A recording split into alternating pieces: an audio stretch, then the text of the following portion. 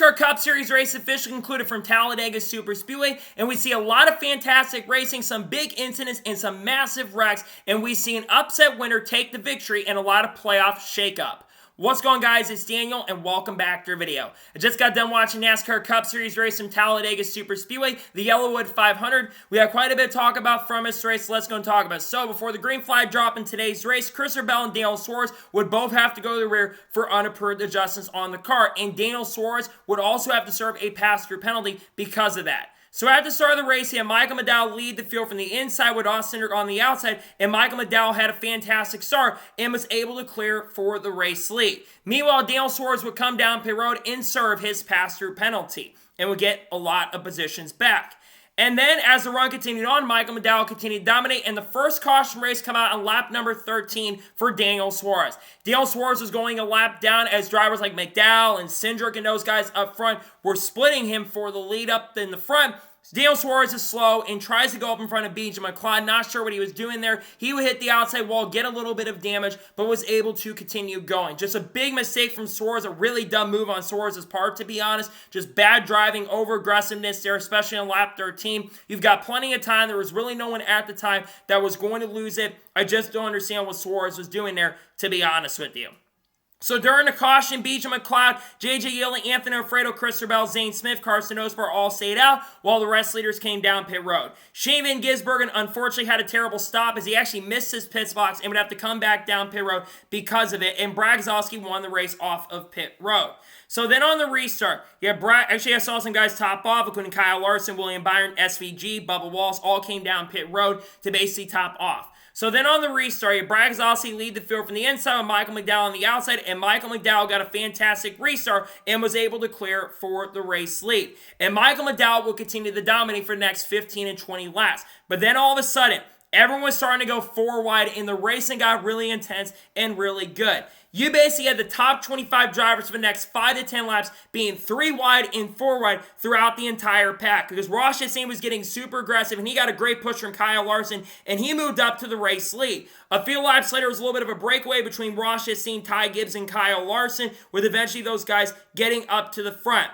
And then we saw some fantastic racing continuing. Chris Buescher would get a really great run coming to the tri-oval. Had a huge run coming off the corner on the final lap. He would get a great push, and coming off the corner, Chris Buescher would go on to win stage number 1. So then, during the caution, a couple guys like Shane Van Gisbergen, Brad Keselowski, Zane Smith, Austin Dillon stayed out while the rest leaders came down pit road. William Byron won the race off pit road, and Kyle Larson, who got a ton of stage points in stage number 1, he would have a terrible stop and would come back down to top off. So a lot of drivers came back down to top off. Daniel Hemrick, Ross Chastain, Eric Jones, Chase Elliott, William Byron, Bubba Wallace, Kyle Larson, Justin Haley, Carson Osbar, Brad Keselowski. All those guys came down pit road to top off for field. So then on the restart, Chris Buescher lead the field from the inside with Tyler Reddick on the outside, and Chris Buescher got a fantastic restart and was able to clear for the race lead. He was able to lead for the next 5 to 10 laps. The field was getting sorted out, but eventually Corey LaJoie, he got up there, and he was able to take the race lead for a few laps to help from his teammate, Cody Ware. And then a few laps later, Michael McDowell got a great run. He was able to take the race lead. And then a few laps later, green flag pit stops would take place. Michael McDowell, Chris Buescher, Chase Briscoe, Ryan Preece, Noah Gragson, Josh Berry, and Cody Ware would all come down pit road. Unfortunately, Brad Keselowski and Todd Gillen missed their pit stops and had to unfortunately go back around, and they would come in the next time and lose the draft and lose a ton of ground. And then you had also leaders come down pit road. We had Shane Van Gisbergen, who was up front at this point of the race. We had SVG, Ryan Blaney, Austin Cindric battling back and forth with Shane Van Gisbergen having the race lead. And then you saw the Toyotas come down pit road on lap 94. Tyler Reddick, Eric Jones, John Henry Mitchell, Denny Hamlin, Ty Gibbs, Christopher Bell, Bubba Wallace, and Mark Truex Jr. all came down pit road. And unfortunately for Mark Truex Jr., he would end up spinning coming to pit road at the time, taking him out of contention. And then a few laps later, Ross Chastain, William Byron, Alex Bowman, Kyle Larson, Ricky Stenhouse Jr., and Daniel Suarez came down pit road.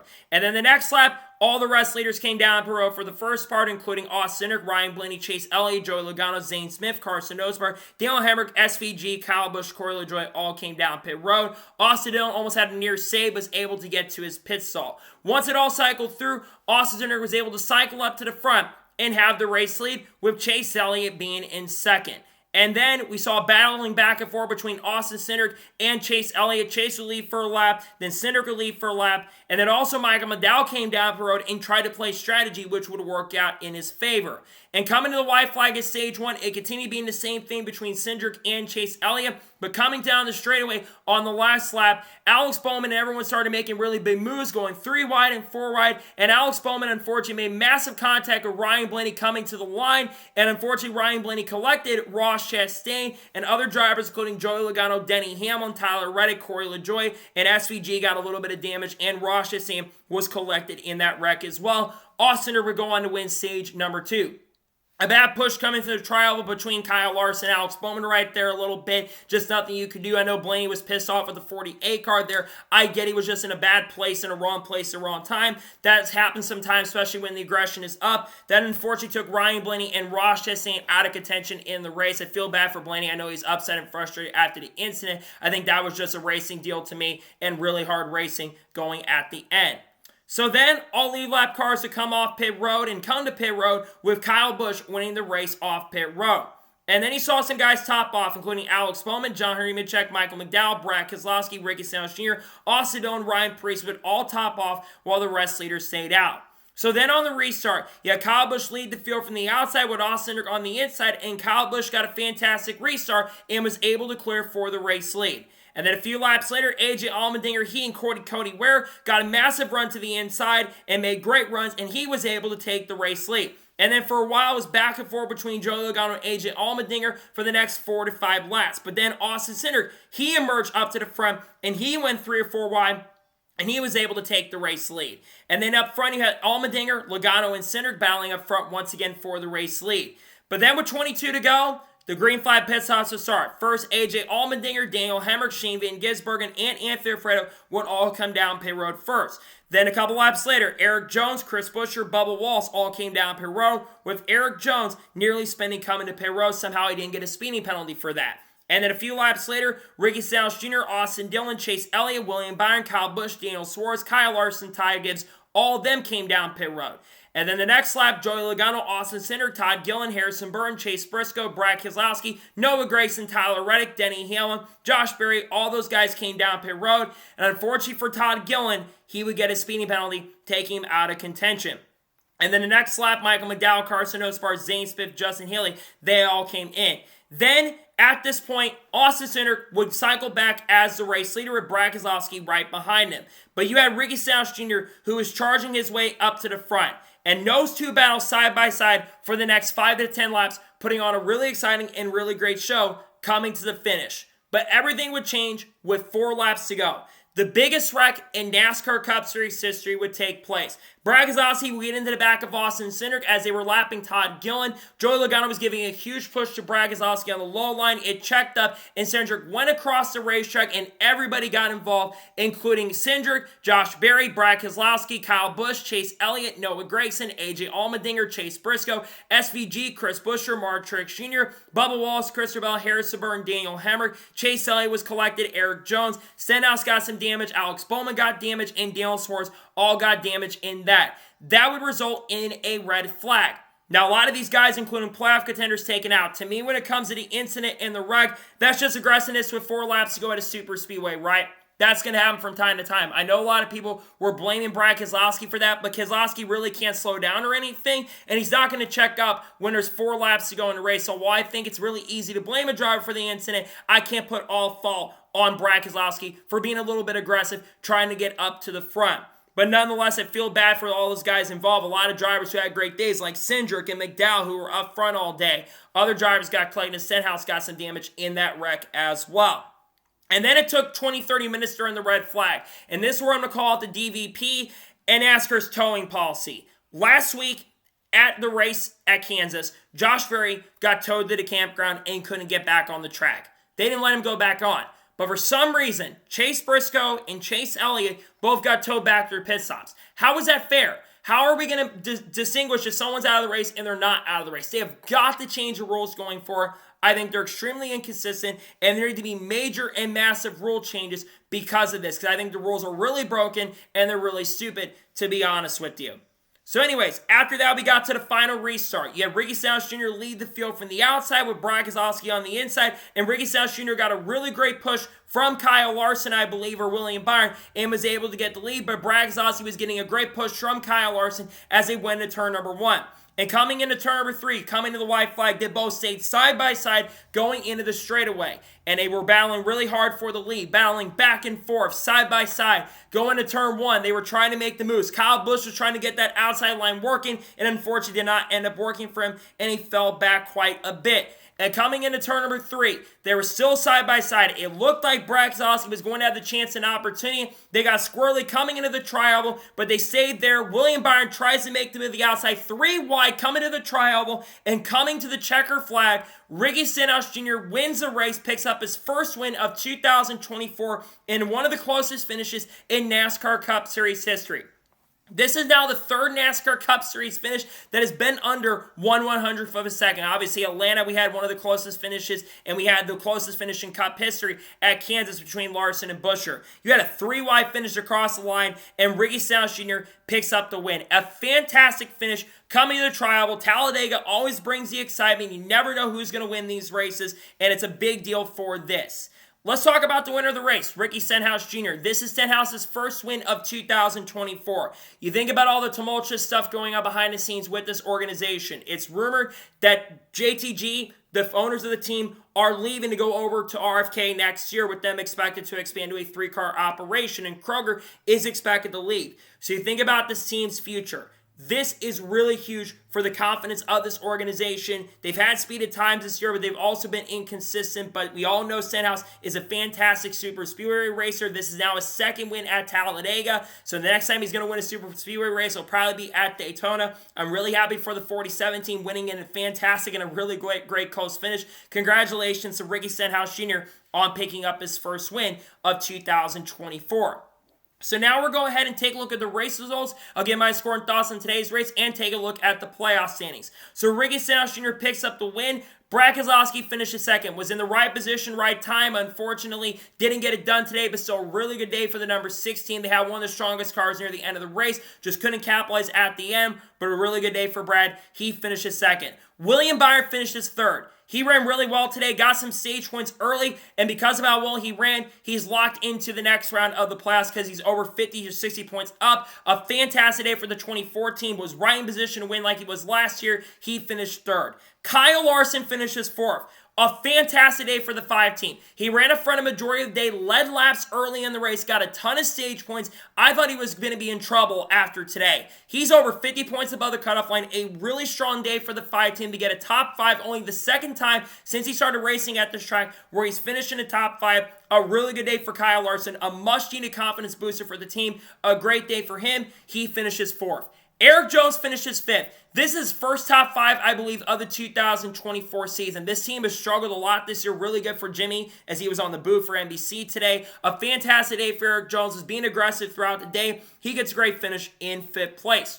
Christopher Bell finishes 6th. He looks really good going to next round. Fantastic day for Bell. Ran up front all day long. Got a ton of stage points early as well. Got a lot of points today. Good day for him. He finishes in 6th. Justin Haley finishes 7th. He was aggressive all day. They had some sort of mechanical issue that I think they were able to resolve right near the end of the race. A really good finish. He's 1-1 now against Corey LaJoie. His first top 10 in a while. Really good day for Justin Haley to get a top 10. He finishes in 7th. Austin Dillon finishes 8th. Was aggressive at the end. Got a respectful top 10 finish. He's been better the second half of the year. A pretty good day for him. He finished 8th. Bubba Wallace finishes 9th. That's his 12th top 10 of the year. He got caught up in a couple incidents, led a few laps in the race today. Was kind of hanging back early in the race, but he progressed his way up to the front. A really good day for Bubba. He finishes 9th. And Denny Hamlin finishes 10th. A great rebound for the number 11 team. I think that's his first top 10 in Super Speedway in quite some time. There's also the tumultuous sub of 2311 and Michael Jordan, all that stuff going on at the moment, which we're going to talk about this week. A really good day for Denny Hamlin. He finishes in 10th. Mark Truex Jr. finished 11th. Decent day for him. Ran at the finish. A good overall day for him. He finished 11th. Cody Ware finished 12th. Led a few laps today. Gets a top 15. Not a bad day for him. Ty Gibbs finishes 13th. Carson Osmar finishes 14th. Shane Van Gisbergen finishes 15th. I want to talk about Shane for a second because I think he was one of the fastest cars in the middle portion of this race. He led a ton of laps and was up front through the second half of the event. He faded back a little bit, got caught up in the wreck a little bit, a couple wrecks actually, but still had a really good day. We got up front near the end. A really solid day for Shane to get a top 15. That's his best finish in a while and his best oval finish I think he's ever had at this point in the Cup Series. So a really solid day for Shane in the 16 car. He finishes 15th. Alex Bowman finished 16th, got caught up in the big incident wreck, got a few stage points today, but not the best day overall for him. He finished 16th. 17th place finisher Chris Buescher, decent day for him, but not a great day. Corey LaJoie finishes 18th. Kyle Busch, who was running up front at the end, he finished 19th. He was my pick coming into the race to win. I really thought Kyle was going to have a shot to win. Unfortunately for Kyle, just made a move that no one really wanted to go for whatever reason. They kind of hung Kyle Busch out, unfortunately. He doesn't get the finish I think he deserved. He led some laps today, though, but he finishes 19th.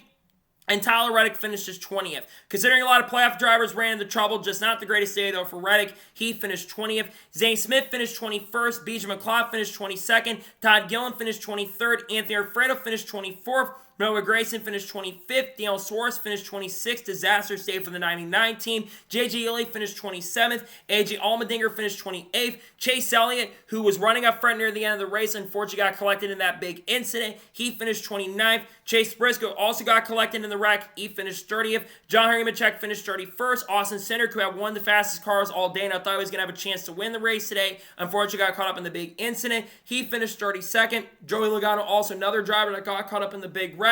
He finished 33rd. Harrison Burton finished 34th. Ryan Preece finished 35th. Josh Berry finished 36th. Michael McDowell finished 37th. Daniel Hemrick finished 38th. Ryan Blaney finished 39th. And finishing last in 40th is Ross Chastain. So now we're going to go ahead and take a look at the playoff standings after today's race and talk about who the race overall. So now taking a look at the playoff standings after the second race of the round of 12. William Byron is advanced to the next round. Christopher Bell is 57 points above. Kyle Larson is 52 points above.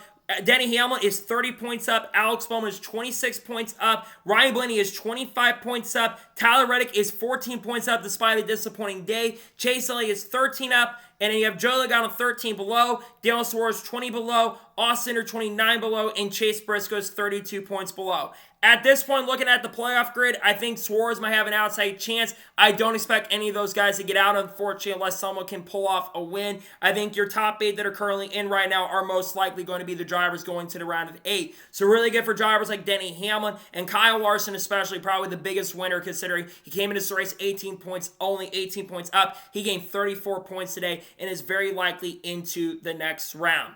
So now let's talk about the overall race as a whole. I thought today's race at Talladega was extremely entertaining. I think this is probably the best Talladega next-gen race we have ever seen. We saw a lot of 3 wide. In Stage 1 and Stage 2, we saw 4 wide. Guys making 4 wide moves, making aggressive moves throughout the day. Saw some really good pitch strategy throughout the race as well. And sure, there were a couple big incidents and big wrecks that took place, but overall, I think today's race was very excellent. Like I said, I think this is 100% for sure the best next-gen race at Talladega. I think this was an excellent race. My score is going to go down a little bit just because of the fact we had all the issues, DVP taking way too long, but I still thought today's race was absolutely excellent. I'm giving today's NASCAR Cup Series race at Talladega overall a 9.2 out of 10. It was a fantastic race from start to finish. Sure, there was a little bit of slow points in this race, but it was really entertaining. Not as much of the fuel saving going on as I think a lot of us expected to. I thought it was overall really excellent and great race. I'm giving today's race a 9.2 out of 10. One of the best super speed races we've seen in the next-gen era so far, in my opinion as well. So, that is going to be it for today's NASCAR Cup Series race review from Talladega Superspeedway. I want to thank you guys for watching. Please subscribe to the channel, notifications on, so if I win a video, it does go live on my channel. Follow me on Twitter, Facebook, and Instagram, and support me on Patreon as well. List description below that, and comment your thoughts below on today's race. Your thoughts on today's race, let me know below. Let me know your thoughts in the comments below, and congratulate Ricky Stenhouse Jr. on picking up the win.